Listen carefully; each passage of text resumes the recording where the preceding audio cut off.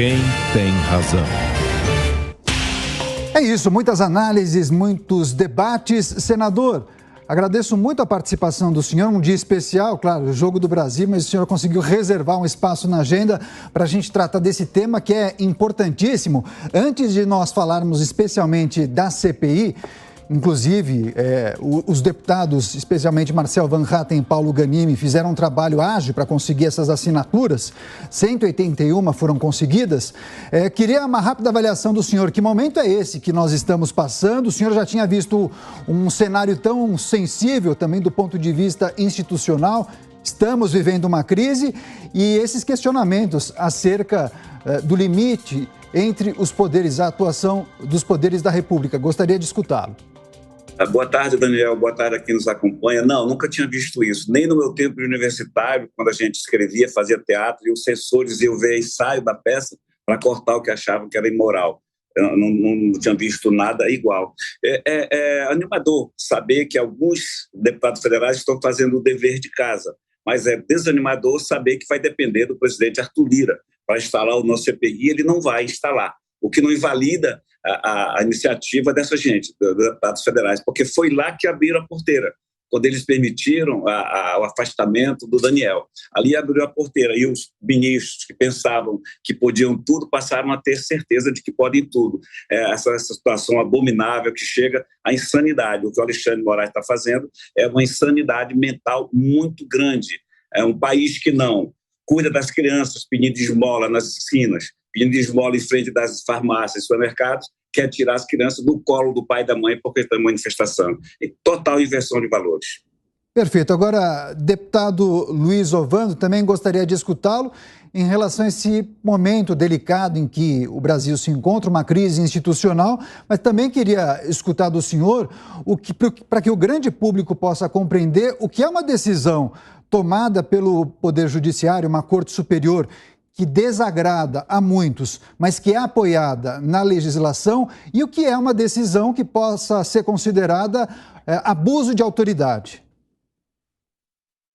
Daniel, boa tarde a todos os que nos acompanham. Meu cumprimento cordial e reverente ao senador Plínio Valério e também extensivo aos nossos colegas Marcel Van Hatten e o Paulo Ganimi, que se apresentaram e sendo o Marcel o autor desse requerimento para a instalação da CPI. O que a gente percebe é que há dois cenários atualmente, né? O senador disse de forma muito apropriada, quer dizer, isso é um escândalo, é um assinte, é um escárnio, inclusive em relação à Constituição brasileira. Aquilo que tem sido feito é um atropelo no que diz respeito às legalidades estabelecidas da Constituição Federal. Então, o que a gente precisa, muito claro aqui, é que nós estamos passando por um processo de doença. Essa é uma situação patológica. E eu gosto sempre, eu sou médico na condição de cardiologista, eu gosto sempre de fazer uma analogia para que a população entenda de uma maneira geral, né? O coração é um órgão formado de muitas células e cada célula dessa é um indivíduo. É a semelhança da sociedade. Mas esse coração, ele bate, ele manda o sangue, ele mantém a vida, porque todos trabalham com uma determinada finalidade. Alguns mais, outros menos, mas de uma maneira muito clara. E quando você tem um grupo de indivíduos, como as células do coração, você tem um comandante. E esse comandante chama-se nó sinusal, é o que dá o compasso das necessidades daquela sociedade. E o que nós vimos aí? Isso aí, conforme o artigo 2º, quer dizer, o poder da União são independentes, harmônicos entre si, o Legislativo, o Executivo e o Judiciário. E nós estamos vendo alguém tomar conta, solapar o poder de outras estruturas da sociedade. E isso está muito claro através dessa atitude autoritária suplantando os demais poderes. E aqui o deputado Marcel coloca esse requerimento para que a gente possa retomar isso. Essa é uma condição de anormalidade. É preciso que a população entenda que alguém está agredindo um dos poderes, ou seja, o poder executivo, o poder legislativo, como você muito bem, o senador muito bem disse, do ponto de vista de processo do Daniel Silveira que aconteceu, e infelizmente estão se percebendo as consequências. Então, sendo assim, eu quero dizer aqui que é preciso tratar. E esta CPI é uma tentativa terapêutica de resolver. Mas isso aqui só vai ser possível porque esses indivíduos, ou seja, a população de uma maneira geral, que está aí, a semelhança do miocárdio, ou seja, das células do coração, trabalhando e tentando fazer a sua semelhança, o que está acontecendo é que estão mal condicionados e mal dirigidos pelo Supremo, e, infelizmente, com prejuízo. O que vai acontecer progressiva e gradativamente, se não houver uma terapia eficaz e até de choque para poder resolver isso. Agora, senador, muitas pessoas questionam os efeitos práticos de uma comissão parlamentar de inquérito, ainda que muitas vezes esses resultados sejam bem distantes daquilo que se espera. Uma CPI costuma fazer barulho, reverbera e pode, de certa maneira, estimular a discussão. Ainda que ela ocorra inicialmente no âmbito da Câmara dos Deputados, senador, qual a expectativa do senhor caso ela venha a ser aprovada e avance na Câmara dos Deputados, ainda que muitos acreditem que não? Se ela chegar a ser instalada, Daniel, eu tenho minhas dúvidas, quase certeza que não será, eu proporia algum deputado amazonense para a gente trocar de cargo. Eu ir para lá, deputado, e ir para o Senado, porque nós, senadores, estamos passando batido. A gente já podia ter colocado um freio nessa gente há muito tempo. Há muito tempo. Eu venho, desde que assumi em 2019, eu venho cobrando, mostrando, era o Gilmar, né? Era o Gilmar, Lewandowski, agora passou a ser Fux, passou a ser o Fachin, né? O Barroso e o Alexandre de Moraes. Eles vivem parindo leis a todo instante. O Supremo é uma parideira, é leis a todo instante, usurpando o nosso direito. E só o Senado, na Constituição, é quem pode botar um freio nisso. Eles estão querendo mudar a Lei 1079 de 1950, deputado. Eles estão querendo mudar agora. Foi feita a comissão pelo Senado, com notáveis juristas, presidida pelo ministro Lewandowski. E a relatora é uma assessora do ministro Lewandowski. Eles vão colocar ali o que eles estão praticando agora com o PL. Quem denunciar vai ser perseguido. E nós não vamos deixar e não podemos deixar isso. Nós fazemos a nossa parte. Ontem mesmo entramos com pedido de impeachment do ministro Barroso, né? o Perdeu Mané, que não tem moral nenhuma para falar disso do brasileiro. 6 senadores assinaram, mas vai ficar lá engavetada. Como está engavetada a CPI das ONGs. Então depende, Daniel, do presidente. E pelo Arthur Lira, o comportamento dele atual mostra que não vai ter essa CPI. Agora, não invalida, viu, deputado? Parabéns, quem assinou, é o dever de casa e tem que fazer mesmo. Agora, a nossa lavatória, lembra da nossa lavatória que não foi lida? Então, lembra dos, 20 pedidos de impeachment de ministros que não é lido? Porque no regime presidencialista, de Câmara e de Senado, do Itapipoca, do Flamengo, do Vasco, se for na Câmara de Quixeramobim, quem manda é o presidente. É ele que vai botar na pauta ou não. E muitas vezes essa coisa serve até de motivo de barganha. Então, eu chego a apostar que não vai, mas eu fico muito animado com a Câmara e dou parabéns aos deputados que assinaram. Parabéns, viu? Mas não vai em frente, não. Senador, eu quero inclusive retomar com o senhor, deixa só a gente escutar o posicionamento do deputado, mas em relação a esse pedido de impeachment do ministro Luiz Roberto Barroso e tantos outros que se acumulam na gaveta do Senado Federal. A gente vai tratar disso já já, mas, deputado, também gostaria de escutá-lo acerca dessa possibilidade de instalação dessa CPI. Qual é o palpite, a aposta do senhor? O senhor entende que o presidente da casa não vai chancelar essa possibilidade? Deve engavetar? Daniel, para o presidente, essa é uma interpretação minha, tá? E aqui eu quero apenas parabenizar o senador Plínio, porque, na verdade, nós estamos vivendo essa situação patológica graças ao Senado, infelizmente. E o presidente, o seu Pacheco, Rodrigo Pacheco, não tem coragem, cujo motivo a gente não sabe, né, de convocar, inclusive, esses ministros autóctones do ponto de vista de atropelo da Constituição. Não é chamado. Então, nós estamos vivendo essa situação. Indo para o lado do presidente da Câmara, o Arthur Lira, o posicionamento dele, ele é um representante de um poder da República. ele não pode assumir um lado especificamente. Ele simplesmente, lado que eu digo, de interesse de executivo, dessa situação de eleição que nós estamos vivendo, e aquilo que aconteceu. Mas ele tem a obrigação de conciliar interesses e buscar o objetivo maior, que é o objetivo do bem-estar da República, de uma maneira geral. É legítima a articulação dele, conversando com um lado, conversando com o outro. Agora, ele não pode deixar de lado o interesse maior da Câmara Federal. Isso aí é sem dúvida. E eu creio que, pelo bom senso e pela experiência política do presidente Arthur Lira, ele vai conversar, ele vai levar à frente essa possibilidade e vai implantar essa CPI, simplesmente porque, se ele não fizer isso, ele pode perder grande parte dos votos, inclusive dos deputados que assinaram a instalação, ou seja, o requerimento da CPI. Então, para ele, isso passa a ser uma faca de dois gumes. O pessoal do PT pode declarar apoio para ele sem nenhum problema. O que ele não pode é simplesmente deixar de lado o interesse maior da Câmara Federal, que é ver regularizado, recobrado e restabelecido o ritmo que se faz necessário das sequências daquilo que, na verdade, a sociedade precisa, que é o estabelecimento das leis e regras que são necessárias para que haja um equilíbrio.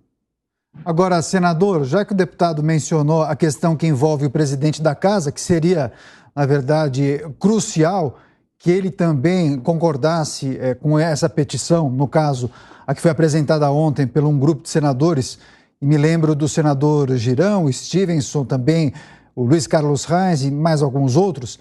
Por qual razão o Rodrigo Pacheco, que é o presidente do Senado Federal, não avança e não chancela esses pedidos de impeachment que estão no Senado Federal, hein, senador? Pelas mesmas razões que eu desconheço, mas as razões são as mesmas, que ele não coloca o pedido de impeachment do Alexandre de Moraes. Tem um pedido lá que tem quase 3 milhões de assinaturas. Há um ano atrás eu fiz essa cobrança, então os motivos que o levam a não estar lá são vários, são os mesmos que não vou levar agora. Então, sequer é colocado, particularmente, Daniel, o deputado Orvando, e o dado que o senhor deu é o viçareiro, né, de que o Lira vai precisar dos votos que assinou. Lá a coisa é tão esdrúxula, a coisa é tão pecaminosa que não se coloca, porque, particularmente, eu acho que não teria suficiente número de senadores para pichar o Alexandre de Moraes. Não teria na hora da votação, né? Porque o Senado é meio esquisito. Mas seria colocado, e essa população quer uma resposta da gente. Quando o deputado Luiz quer fazer, insinua fazer, ele é tentativa de ir além. E nós não. Nós, senadores, estamos respaldados na Constituição. É prerrogativa nossa, é dever nosso, é obrigação nossa, quando esse pessoal passa do limite, de processá-los, de pichá-los. A Constituição garante isso. Então, agora imagine vocês, um caboclo, né, do Rio Juruá, da Barranca do Juruá, do interior do Amazonas, chega ao Senado, conhecendo mais ou menos a Constituição, sabendo que pode frear o Alexandre de Moraes, acabar com essa insanidade, e a gente fica ao mesmo tempo atrelado. Então, o que foi assinado lá foi o senador Lazier, Carlos Viana, o Stevenson, o Girão, eu e o Renzer, 6 senadores assinamos. O que a gente está alegando lá? Dentre outras coisas, aquela intromissão, aquela participação partidária de lado que o Barroso foi na Câmara reunir com os líderes para pregar contra, né, a urna, a comprovante impresso da urna. Ele foi lá dentro. Ele foi no Congresso Nacional, acho que foi na Câmara, foi lá dentro, reuniu os líderes e disse o que queria. E os líderes obedeceram, gente. Eu não preciso, para ser covarde, para obedecer, para ficar dizendo a mim, eu não preciso ser senador para ser deputado. Eu fico na minha. Então, agora a gente tem esperança, viu, Daniel? A gente tem esperança, muita gente não desiste. A gente não vai desistir. Bom, pelo mesmo motivo que agora o Rodrigo também precisa de voto. Perfeito. Antes de passar para o deputado, senador, ainda com o senhor falou em esperança, né? Muito se fala que esses pedidos também não prosperam e não avançam, porque boa parte dos parlamentares, boa parte do Senado Federal tem integrantes ali que respondem processos na Justiça, e isso faria com que fosse estimulado fosse estimulada a inércia desses parlamentares nesses casos. E aí eu pergunto para o senhor, a partir de fevereiro, com 1/3 do Senado renovado, com uma nova configuração, o senhor acredita que o desfecho possa ser diferente ou, mais uma vez, a gente vai depender do presidente? E se lá estiver Rodrigo Pacheco, talvez o desfecho seja o mesmo desse pedido de ontem. Mais uma vez, vai depender do presidente. É como eu te falo, o regime presidencialista é terrível nas casas legislativas. Vai depender do presidente, que assim que ele foi eleito, vai esquecer os pedidos que fez aos eleitores, né? Nós, no caso, os senadores. Eu não defendo os senadores que têm processo, mas é razoável, porque eles fizeram uma carreira, né? Secretário, prefeito de interior, deputado, governador, e eles têm algum processo lá que os freiam. Não estou dizendo que são culpados, mas senadores como eu, que sou jornalista, era vereador de Manaus, cheguei para o Senado, que não temo nada, é como eu digo, eu estou na obrigação. Eu sou o único político do Amazonas que anda em qualquer lugar, até em corredor de hospital eu sou abraçado e cumprimentado, porque eu represento, eu não posso ter medo. Ao senador não é dado, ao homem público não é dado o direito de ter medo, porque senão ele não é digno de quem representa. Então, eu acho que, vou falar a palavra de novo ao viçareiro, né? É 1/3, mas 1/3 não resolve a situação. Não resolve. Hoje a gente chega a 27 assinaturas, tranquilo, a 31. A CPI das ONGs, que está para ser instalada e nunca pegou 31 assinaturas. Não vai depender novamente do presidente do Senado. E um cara com o perfil do Girão, o perfil do Lazier, do Stives, o perfil meu, do Reis, não chega à presidência nunca. Perfeito. Agora, deputado, o senhor há pouco fez uma analogia bem interessante da situação do país com uma doença.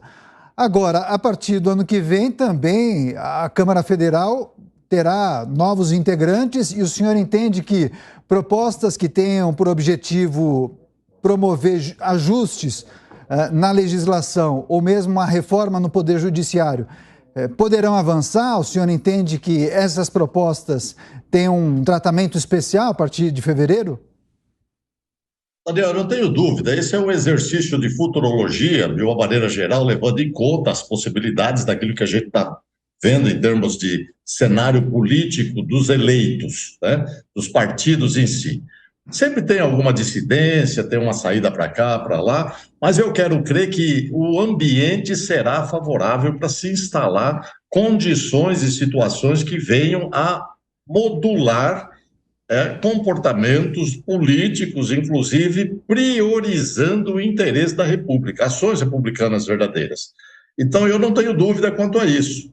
É sempre muito importante a gente pensar, existem os dissidentes, isso em qualquer sociedade acontece, mas eu espero que seja um número insignificante do ponto de vista da maioria. Perfeito. A gente está praticamente encerrando o tempo do nosso debate aqui, dessa edição especial do Prós e Contras. De antemão, eu quero agradecer demais a participação do deputado e do senador e quero pedir, por gentileza, que vocês fechem toque final do raciocínio quando tratamos, claro, desse assunto importante, abuso de autoridade por parte de integrantes do Poder Judiciário, sobretudo as Cortes Superiores, TSE, Tribunal Superior Eleitoral, e o STF, Supremo Tribunal Federal. Senador, eu começo com o senhor, 1 minuto para o senhor fechar o raciocínio e também dizer qual é a sua expectativa em relação aos próximos meses, mas sobretudo em relação a essa possibilidade de instalação dessa CPI. Tá, eu aproveito, eu estava esperando e vi comentando ali o encontro do Moraes com Lula. O que foi alguém rindo? A intimidade deles é tão grande que eles deviam estar discutindo a escalação do Vinícius Júnior, com certeza. A intimidade, o relacionamento dele é tão próximo isso que eles falam de banalidade.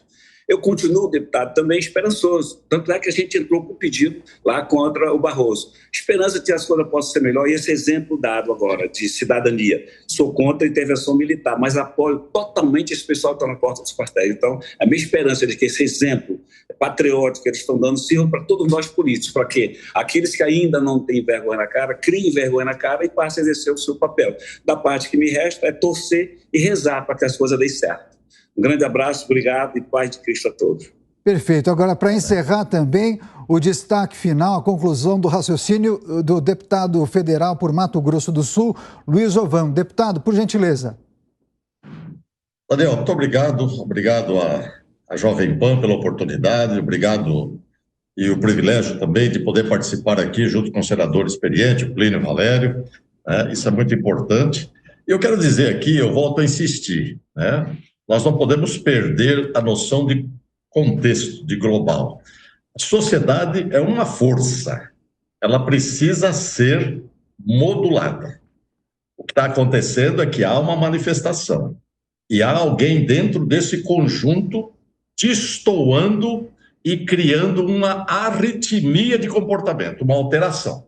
Então, eu quero dizer aqui que é fundamental que o Supremo e o TSE entendam o seu posicionamento, eles têm condição de voltar. O pessoal tem pedido, inclusive, a mostra do código-fonte das urnas, isso é fundamental.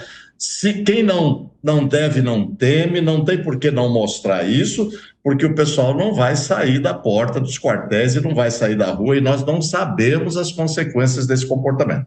Então, a minha mensagem é de serenidade, né, de coerência, inclusive, do poder do Supremo Tribunal Federal e também do TSE, para que verdadeiramente a gente possa chegar a um consenso de equilíbrio e uma solução razoável. Perfeito. Debate importante, de alto nível. Eu quero agradecer demais a participação do deputado federal Luiz Ovando e também do senador Plínio Valério.